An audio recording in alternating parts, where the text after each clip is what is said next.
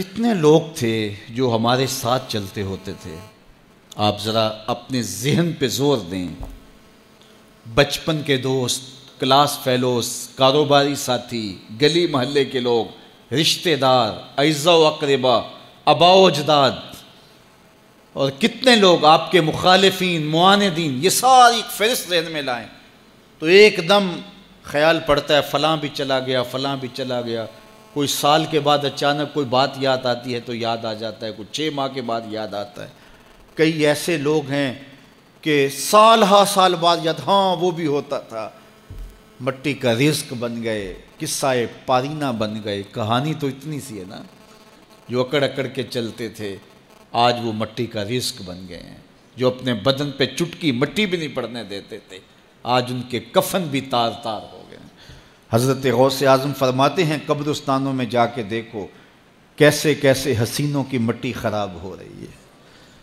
اللہ اکبر. بدن خاک میں مل گئے، ہڈیاں چور چور ہو گئی، ریزہ ریزہ ہو گئی. قبروں کے نشان بھی مٹ گئے، کتبے بھی ٹوٹ گئے. مٹ گیا مشتاق دل سے رنگے یاد رفتگاں، پھول مہنگے ہو گئے، قبریں پرانی ہو گئی. کون کسی کو یاد کرتا ہے؟ اور اسی طرح ہم مل کے مٹی کا رزق بننے والے ہیں، لیکن کوئی ایسا کام چھوڑ جائیں گے، اپنے رب سے جڑ جائیں گے، اپنے رب کے بندوں سے جڑ جائیں گے، رسول کریم کے دامن کو تھام لیں گے تو پھر موت بھی مرنے نہیں دے گی. پھر سرخرو اور سر بلند ہوں گے، پھر عزتوں کے تاج سروں پہ رکھے جائیں گے، وقار کی مسند پہ بٹھائے جائیں گے. فقیر نام تنا دا باہو، قبر جنا دی جیوے ہو. پھر قبروں پہ بھی چراغاں ہوگا جب ہم ان سے جڑ جائیں گے. تو یہ مختصر زندگی کی تمام تر لطافتوں کے حصول کے ساتھ گزرنی چاہیے. کتنے نوجوان ہیں جنہوں نے اپنی توبہ کو مؤخر کیا تھا بڑھاپے کے لیے، اور آج قبرستانوں میں دفن ہیں. آپ جا کے قبرستانوں میں دیکھیں، وہ سوچتے تھے کہ ابھی تو جوانی ہے، جوانی سے لطف اندوز ہو لیں، بڑھاپے میں توبہ کر لیں گے. لیکن بڑھاپا نہیں آیا، موت آ گئی. موت تو برحق ہے، یہ تو آ کے رہنی ہے، لیکن بڑھاپا لازمی نہیں ہے کہ ضروری آئے. حضرت امام غزالی نے ایک بڑی خوبصورت بات لکھی. فرماتے ہیں معاشرے میں نظر دوڑا کے دیکھو، زیادہ بچے ہیں، زیادہ جوان ہیں یا زیادہ بوڑھے ہیں؟ تو کہا آپ کو بچے زیادہ ملیں گے. ہر گھر میں دیکھ لیجئے، بچے زیادہ ہوں گے، جوان ان سے کم ہوں گے، بوڑھے ان سے کم ہوں گے.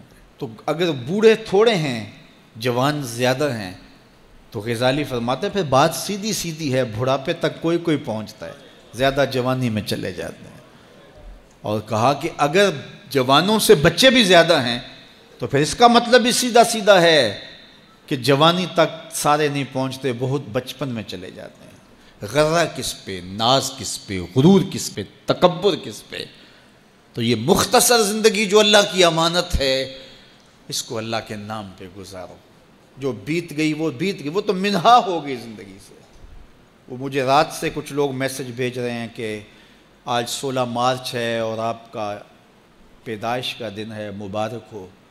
اللہ سب کو جزا دے. لیکن میں آج اپنی چھوٹی بیٹی کو بھی کہہ رہا تھا، وہ مجھے بولی کہ ابو آپ کو مبارک ہو. تو میں نے کہا کہ آپ ہاتھ اٹھا کے اللہ کی بارگاہ میں دعا کرو کہ اللہ آپ کے باپ کے 46 سال کے گناہ معاف کر دے. یہ تو زندگی گزر گئی ہے، 46 سال میرے ہاتھ سے نکل گئے ہیں. میں الٹا بھی لٹک جاؤں تو یہ میرے ہاتھ نہیں آ سکتے. اگر میں نے اچھے گزارے ہیں تو مجھے مبارک ہو اگر قبول ہو گئے ہیں، اور اگر اچھے نہیں گزرے تو مجھے توبہ کرنی چاہیے. زندگی کی کوتاہیوں سے توبہ کرنی چاہیے. ہم سمجھتے ہیں ہم بڑے ہو رہے ہیں، حقیقت میں ہم چھوٹے ہو رہے ہیں. ہم اپنی زندگی کے اہداف طے کریں، زندگی کے مقاصد طے کریں. ساری زندگی اس کے گرد سفر کرنی چاہیے. کئی لوگ ساری زندگی گزار دیتے ہیں، ان کو ساری زندگی راستہ ہی نہیں ملتا کہ جانا کدھر ہے. وہ کیوں؟ وَأَضَلُّ السَّبِيلَ. اللہ فرماتا وہ بھٹکے ہوئے مسافر ہوتے ہیں. اللہ سے راستہ مانگو، آہستہ چلو لیکن منزل کا تعین کر کے بڑھو. بڑھتے رہو، منزل تمہارا استقبال کرے گی. آج مشکل ہے تو کل آسانیاں ہوں گی. تو یہ زندگی تیزی کے ساتھ کٹ رہی ہے. لمحہ لمحہ میں اور آپ موت کے قریب ہو رہے ہیں. قبل اس سے کہ وہ وقت آئے کوئی حجت باقی نہ رہے، مجھے اور آپ کو اپنی آخرت کی تیاری کی کوشش کرنی چاہیے.